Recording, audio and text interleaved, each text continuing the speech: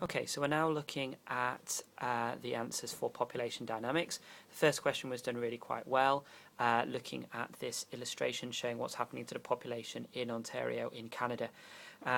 It was asked for two changes, so you can look at any two of the lines, talk about the general trend. So 15 to 65 is fairly steady, well, increase at the beginning, then steadied and is predicted to decline.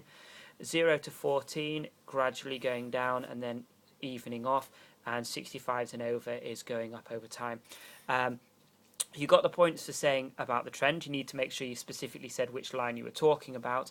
But to make your answers better, and I would advise that you do this, you need to use figures. So 65 and over started off in 1970 at, let's say, 8 and goes up to about 24 in 2030. So the addition of figures will make a big difference.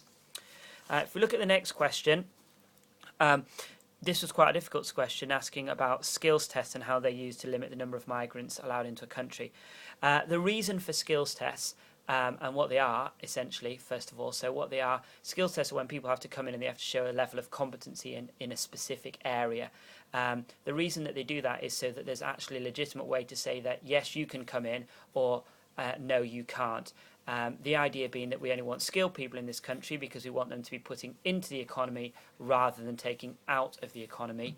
And if you wanted to use an example, you could talk about the example in the UK and how we have changed the number of people quite recently. We talked about it in lessons to mean that only skilled people who actually had a job could come into the country. I think there's only 1,000 people that are allowed in per year without a skilled people without a job that can come in, and about 13,000 that are skilled with a job that can come in. So that's what we want to talk about.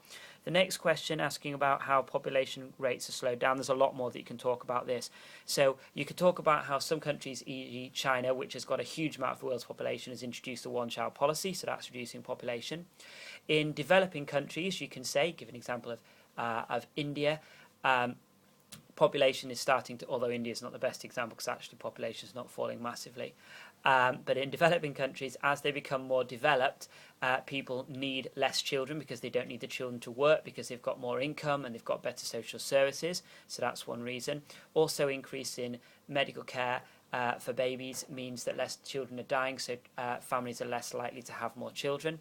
In the developed world, it comes down to the fact that people are marrying later or having a career for a longer time before they actually have settled down and have children. So whereas back maybe 20 years ago people would be having children from about 20, it's now about 30. So the actual time that you have to have children is less, so therefore you're less likely to have as many children. Also, the expense of having children in the modern age and the expectations of children, and the fact that both in developed and developing world, women's sort of role in society is more equal to men, and they are more inclined to have a career and their own job and their own life, as opposed to in the olden days or in the less developed countries where they tend to see being a mother as being like a full-time job and what they want to do when they grow up.